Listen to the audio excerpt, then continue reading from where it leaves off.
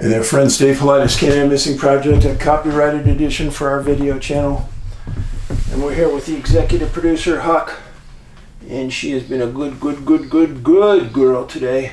It's been snowing really hard here. Yeah, you're a good girl.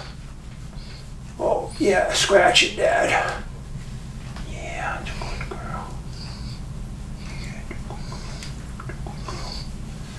Yeah, thanks.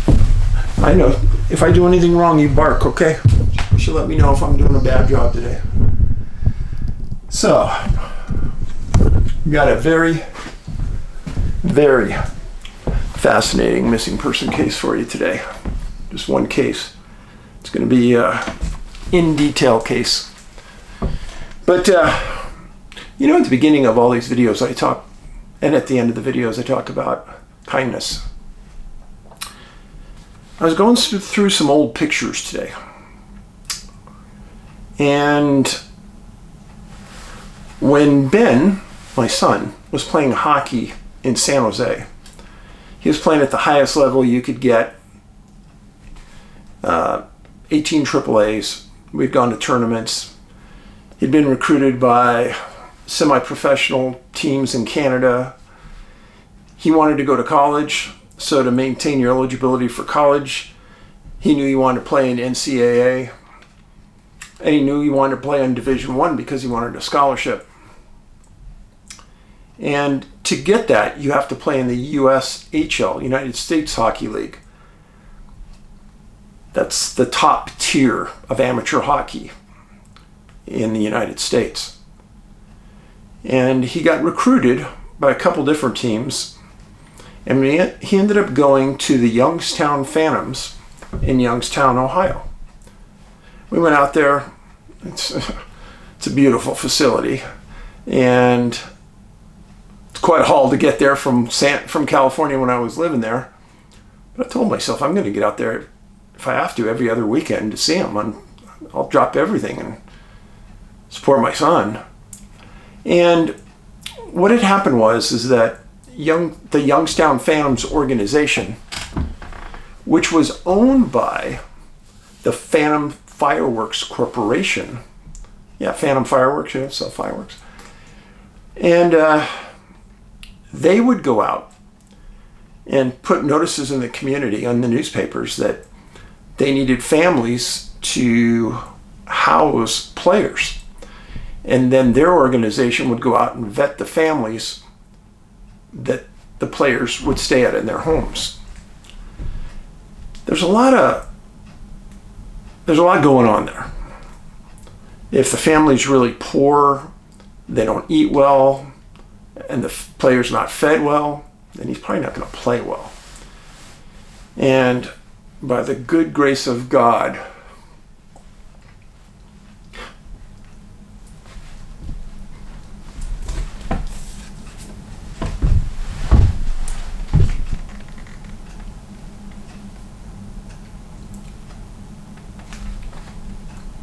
a family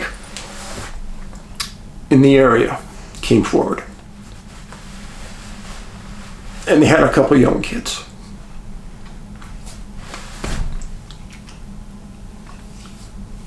Ben always got along with young kids. He always did. Even when he was older and we were making Missing 411, the first movie,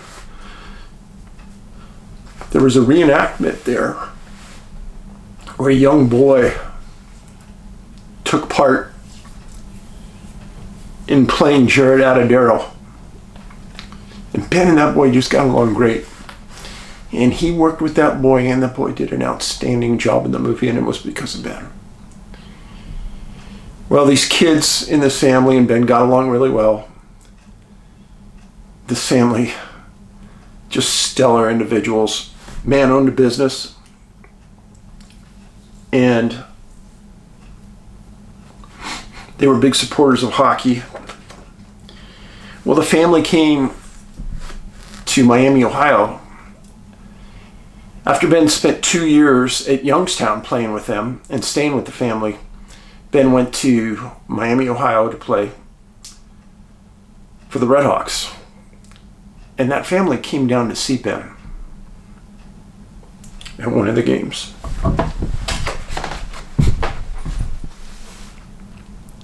That's the family.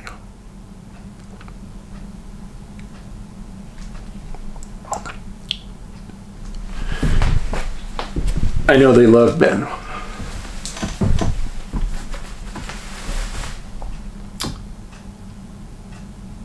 And you talk about kindness.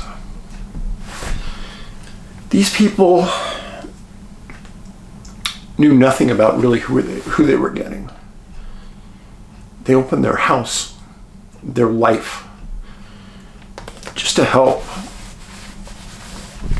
a young man reach his dreams. That's really giving, folks. That's a lot. And as a parent,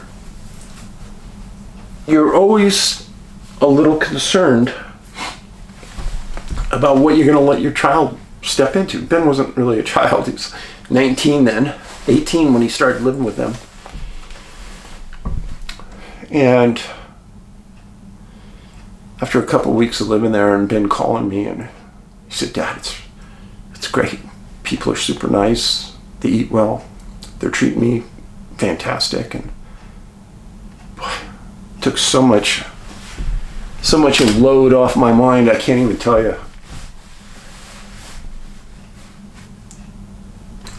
Kindness. The key.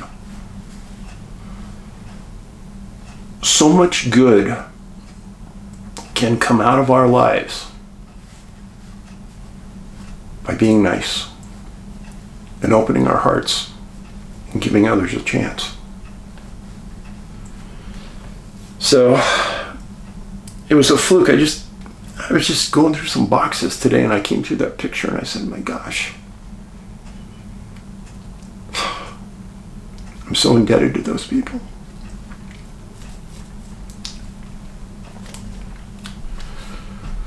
So let's talk about something else.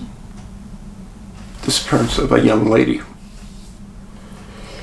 Seems like just lately I've had more ladies that I've talked about that have gone missing. This one's a tough one too. And Huck was sitting there with me when I was working on this. Sorry. Yeah, I'm sorry, Huck. The lady was 40 years old. Her name was McKenna Reilly. She went missing April 5th, 2023. Not that long ago. She was born in Cleveland, Ohio, and raised in Camp Hill, Pennsylvania. Graduated from Cedar Cliff High School. Had a brother and a sister. After she got out, she wanted to go and study speech pathology at Southern Oregon University. She came out to Oregon. She loved it so much, she essentially stayed, moved around the state a little bit. McKenna made a very interesting YouTube. And when you're done with this one, go watch hers. And it's under her name, McKenna Riley, M-E-Kenna. The last name's R-E-I-L-E-Y. McKenna Riley. And the title of it is SLP-184, a mock therapy session. What she does is she sits down with a young person and she's working on speech. The way she worked with this person, super impressive. Super impressive. And I watched that. And then I said, you know what? I'm intrigued now. Well, she had a sister named Bevan Stepp who lived in Cumberland County, Pennsylvania. Remember I told you a long time ago, I have not proved it yet, but it's always in the back of my mind, that the location where people were raised or lived a majority of their time in their life, plays a role in these disappearances. Cumberland County, PA, lots of weird things go on there. Cleveland, Ohio, lots of weird things go on there. Great Lakes. Well, McKenna lived in a small town in the middle of the Cascades in Oregon called Blue River, on the Mackenzie River. Her family knew her to be a gifted artist and 100% committed to her dog, Hilo. Wherever she went, Hilo went. Now, she disappeared, remember I said, on April 5th. The last text message that her sister, Bevan, received from her was, it said, "I hope you have a great day. Let's talk soon. I need to come back ASAP to visit."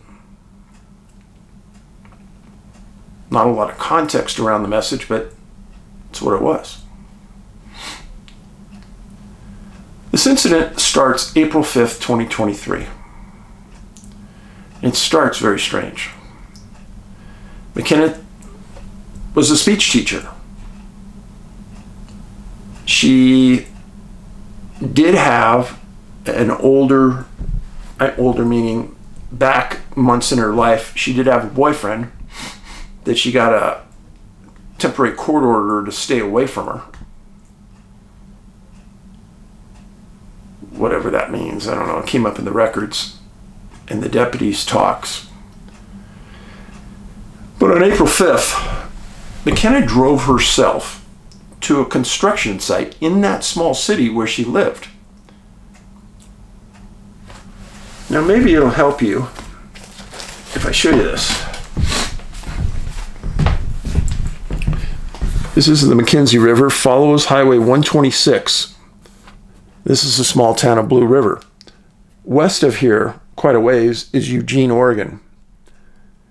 This area down in here, one of the strangest disappearances I've ever chronicled over an Oregon professor that disappeared, never found.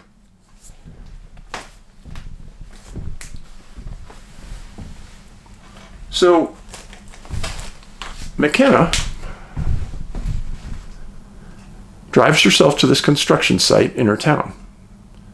She gets out of her car, she's naked, and she's walking sort of aimlessly through this site.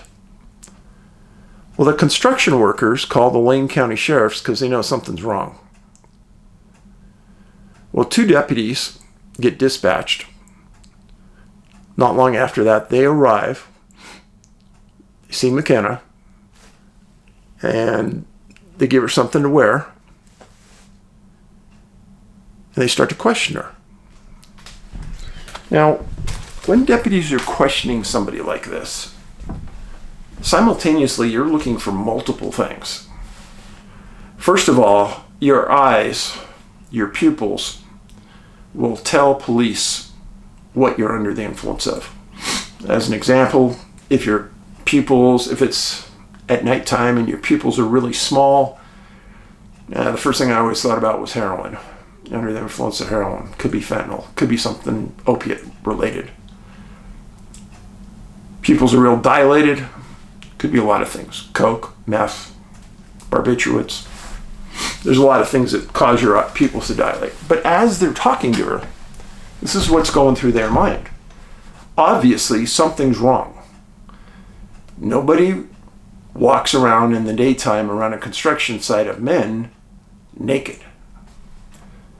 They're also trying to assess her mental state. And McKenna told deputies that she was scared with no safe place to go. And so the deputies are trying to understand what she meant. Now, as you assess somebody's mental condition, I read a lot of comments on various links of people saying, oh, the deputies just should have taken her into custody for her mental health. Not so easy, folks. No. These are the same people that if they would have taken her into custody, they would have said, oh, you violated her rights. It's a very clear line and distinction if you're going to put somebody on an emergency mental health hold. First of all, criteria 1, they're a danger to themselves. They tried to commit suicide, they're threatening to commit suicide, threatening to do harm to themselves in some way. Criteria number 2, they're a threat to somebody else in the community, threat to others. If they don't meet that criteria, that dog don't hunt. If she's walking around in the outdoors naked and she doesn't say that she's suicidal or she wants to hurt herself or she's looking for somebody to hurt, you'd be very hard pressed to take her in under a forced mental hold. And that's what it is. It's forced. In California, you can hold somebody 72 hours under a forced mental hold, and then they have to be released unless that institution goes to court and says they need more time with this person. And very rarely does that happen. So all the comments out there I read about, oh, they just should have taken her. I don't think so. Not unless she exhibited those signs. Well, make a long story short, the deputies assess McKenna and believe that she's having some kind of mental health issue, but nothing that meets the criteria of a mental health hold. So they convince her to get back in her car and drive home and recover. And they last see her driving away alone in her car towards her house. Now, if she was incapacitated because of drugs or alcohol, it would have been illegal for those deputies to allow her to drive home. And I don't think they would have allowed her to do it. At the minimum, if there were even questions about that, I think they would have put her in their car and driven her home.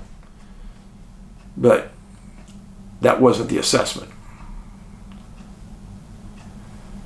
Now, that same night, April 5th, neighbors of McKenna hear her car drive up into her driveway. And they heard what they thought 2 car doors closing.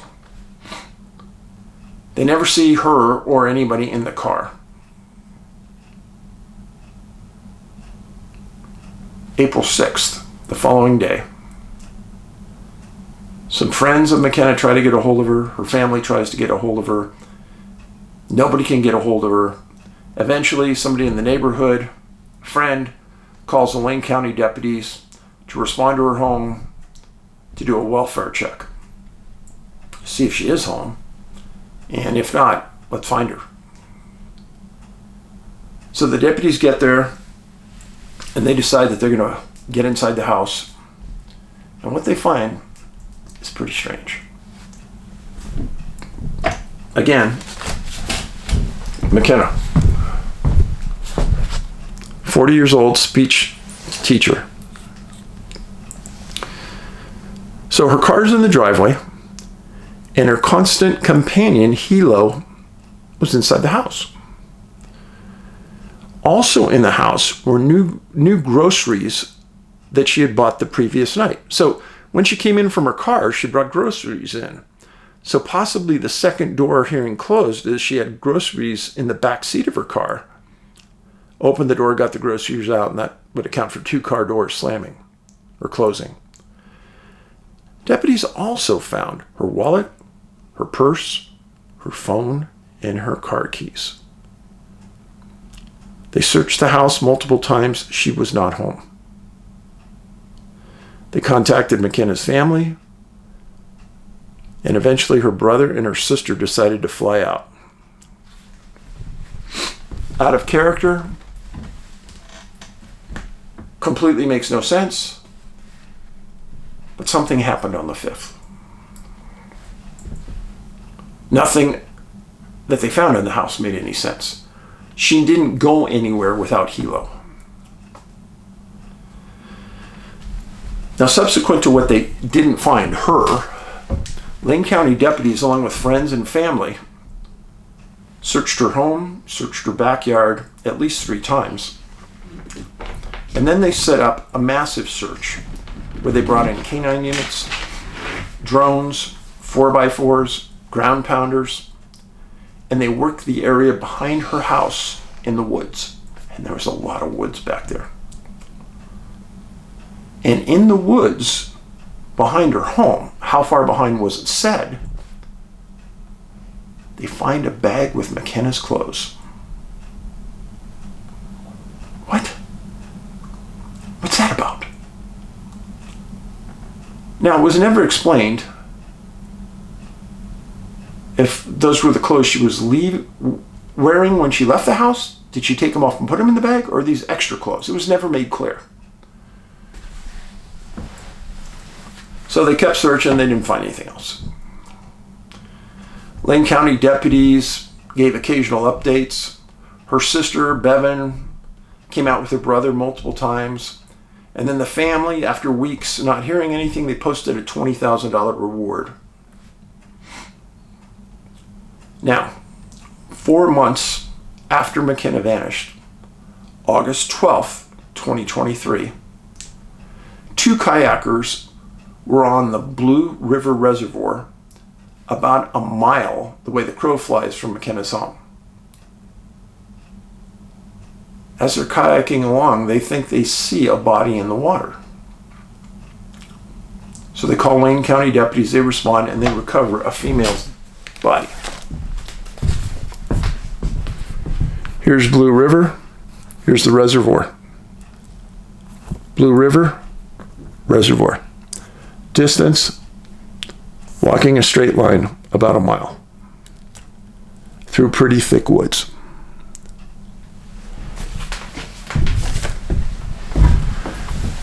Now, if you're a reader of Missing 411, A Sobering Coincidence, your mind is starting to kick into gear.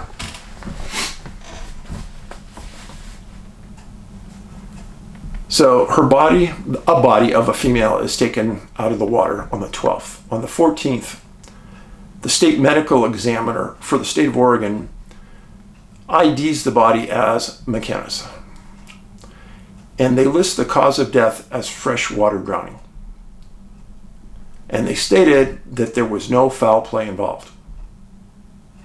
Every time a coroner says that, I'm always astounded. Always. I mean, that's such an assertive thing to say. Whatever. I'll get to more of that later. Well, McKenna's family didn't believe it.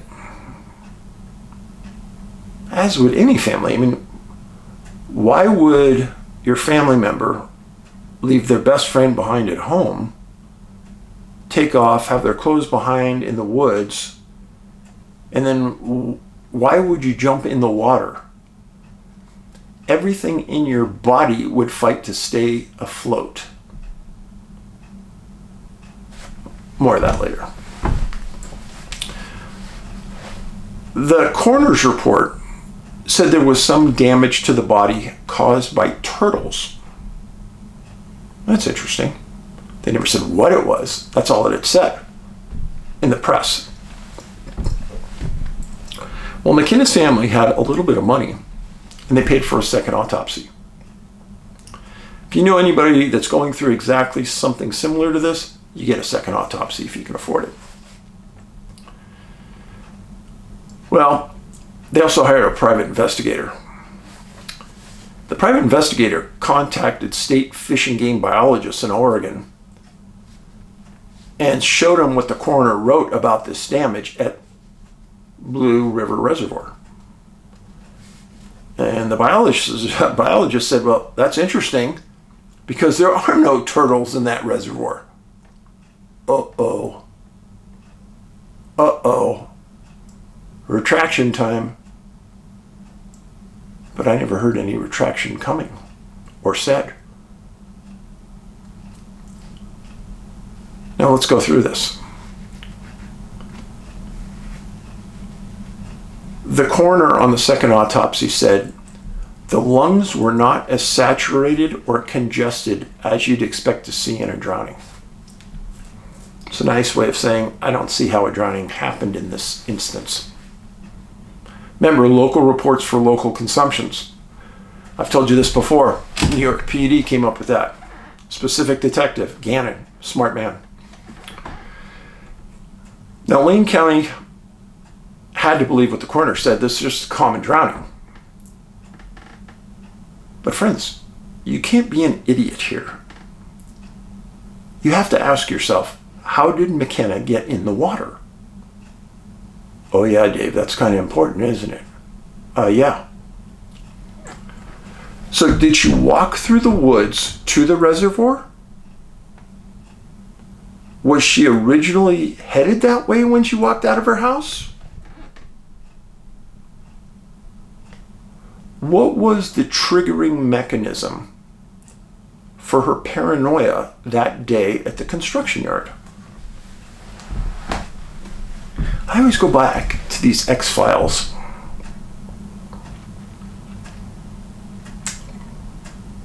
I did an interview with a retired FBI agent named John D'Souza. It's one of the videos that I ask you to watch. It's on. I'll try to remember to put the link up on this. And John was given all the cases that were strange in the world, like X-Files cases, and told to investigate them. And the first year of the X-Files were all his cases. Yeah. Well, I can remember X-Files cases where people were summoned somehow, or people were put in a trance somehow and pulled into an area. Now, the paranoia issue. Lane County addressed part of this by saying she had a boyfriend in past months and she had a stay away order. Lane County said that they brought him in for questioning and requested that he take a polygraph exam. He said sure, and he passed immediately. He had nothing to do with this. He hadn't seen her. So I have a couple huge questions on this between the state autopsy and the second autopsy commissioned by the family. Why didn't the state and the family ever release the chemical analysis on McKenna? Essentially, what type of drugs and things were in her system. Now, a state analysis will never include GHB. There's 23 chemicals every state tests for, but it's not GHB. But a second autopsy normally would. Now, if that second autopsy showed high levels of GHB, I would guess that 95% of the coroners in the world don't even know what that means. So, my question would be, did the second autopsy test include GHB results, and what were those? It's significant. And if you've read Missing 411: A Sobering Coincidence, you know what I'm talking about. Next point. The most important possession in McKenna's life was Hilo. So the question is, would she leave the home, her home, with Hilo inside and go to the reservoir without telling anyone to eventually check on him? So the results of the autopsy wasn't suicide. They didn't say she tried to kill herself. They just said it was accidental drowning. How do you accidentally drown under those conditions? So the profile, Missing 411: A Sobering Coincidence. Younger people, 40 and younger. Healthy. They end up in water. Nobody ever sees the entry point. There's no path, meaning there's no scent trail to the water. Just like, hey, they put a dog on that from the house, couldn't pick up a scent. There's no tracks. In the book I wrote, there was no tracks in the snow leading from where the person was last at to the water. It's just like they miraculously end up in water.